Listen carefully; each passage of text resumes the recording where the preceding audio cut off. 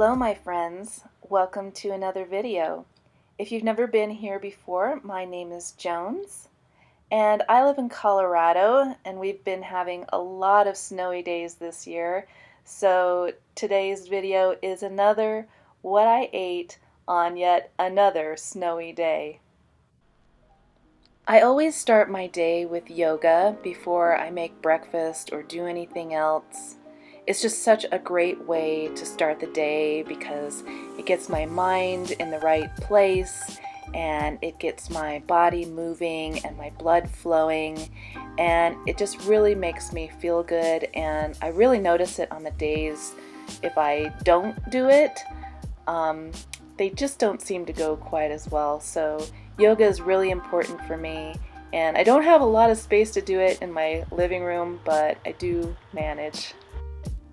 If you've never done yoga before, or if you haven't quite gotten into the routine of it, I highly recommend it. And I usually follow a video from Yoga with Adriene. And of course, my doggy always needs some loving in the morning before I start to make my matcha.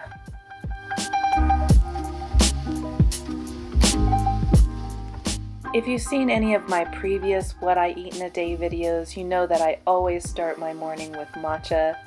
So I just heat up some milk in the microwave, almond milk or soy milk of course, and I add a little bit of ashwagandha and my matcha powder and some stevia powder, and then I add my hot water, and then I blend it up with a little blender.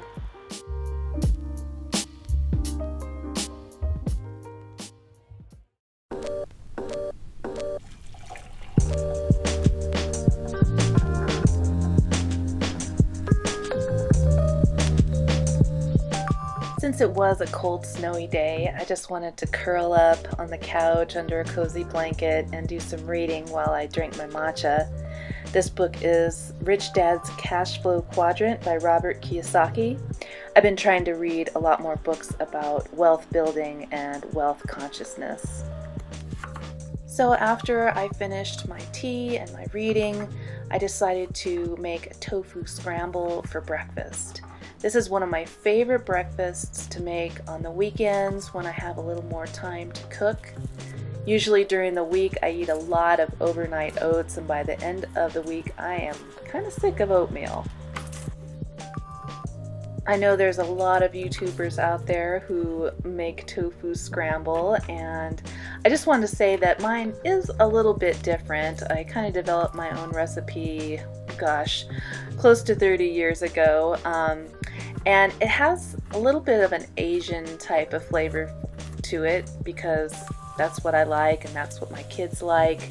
So here I've got some chopped onion and some minced garlic, and then I am going to mince some ginger to add those special flavors. I'm actually using a microplane here to grate the ginger into the pan. I love these things. I highly recommend them. If you don't have one, they're not only great for ginger, but also for zesting lemons.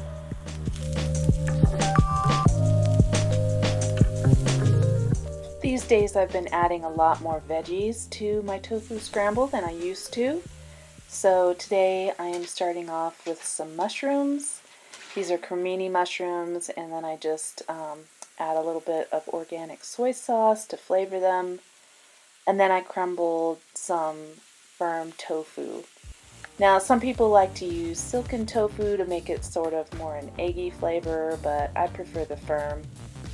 And then I put a generous amount of curry powder in there, and that's really sort of my special flavoring that I like to use. Then I shred some carrot into it by using a vegetable peeler. This is just the easiest way, I think, to do it, and makes like really nice long thin strips, and it goes pretty quickly once you get the hang of it. And then I always add some frozen peas, and then I added a little bit of nutritional yeast, some bell pepper, and some spinach.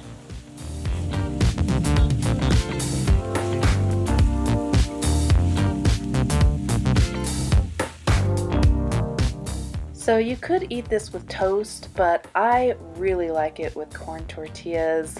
I'm a corn tortilla fan, so I just heat some up in a cloth in the microwave for about 30 seconds, and that makes them just the right softness.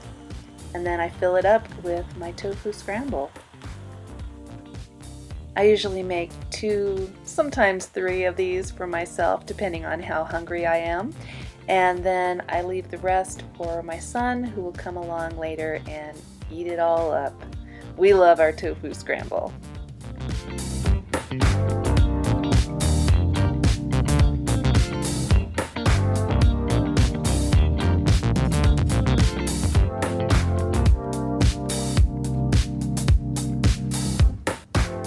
After breakfast, it was still snowing a lot, so I just got back into the blankets to do some work on my computer, and after a while I had one of these little mandarin oranges for a snack.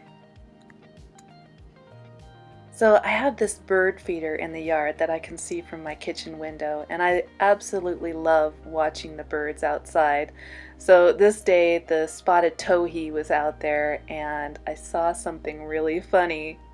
There's this little mouse who's trying to work up the courage to grab some birdseed, but that big bird keeps scaring him away.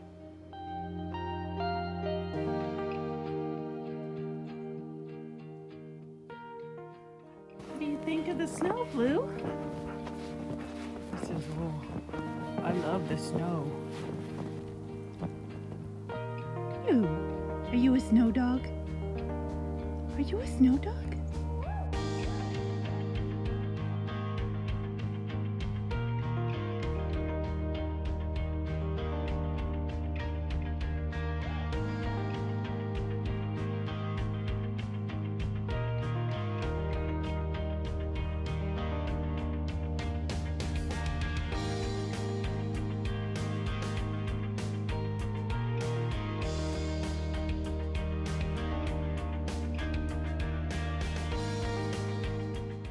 So after shoveling all that snow, I didn't feel like cooking from scratch, and we happened to have some leftover tofu sag paneer that I make quite frequently. It's one of our favorite dishes, and it goes really great with some brown rice. I will definitely have to do a recipe video for this soon because it's really good and you've got to try it.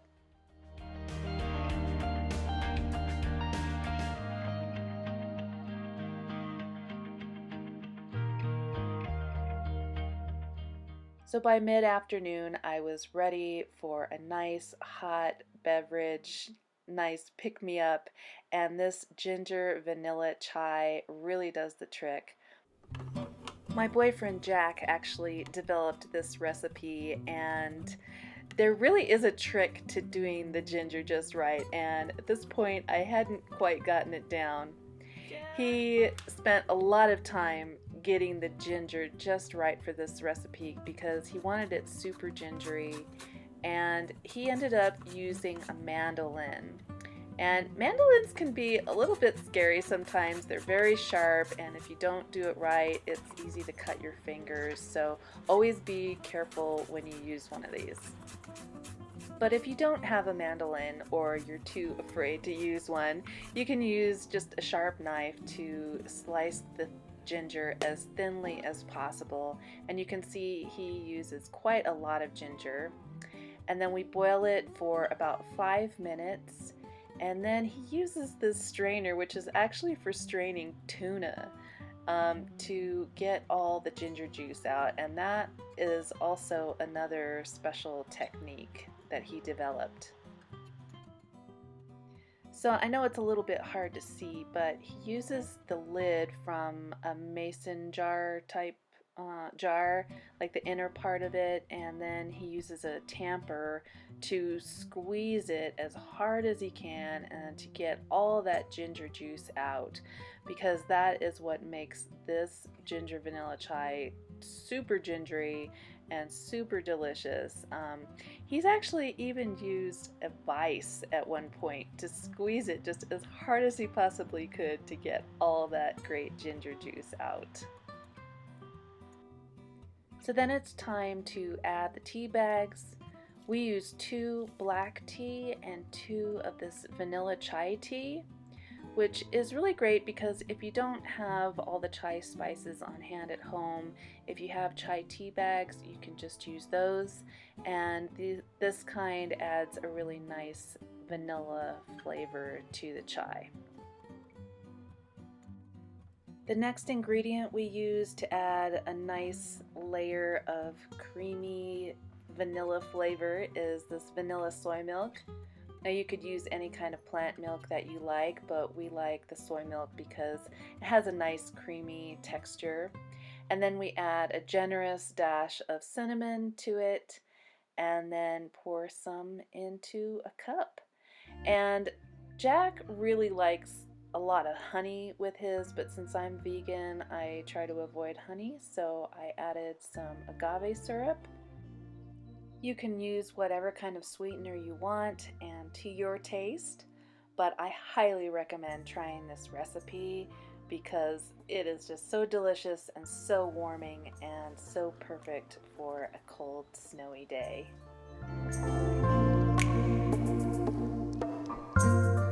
Of course, I needed a little snack to go with my chai, and since I was working on developing some Valentine's recipes at the time, I decided to try out this little PB&J sandwich that has just a little bit of extra love going on.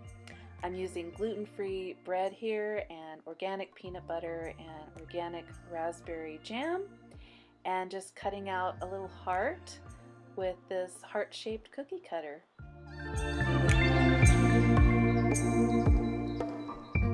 This is really a fun little treat if you have kids.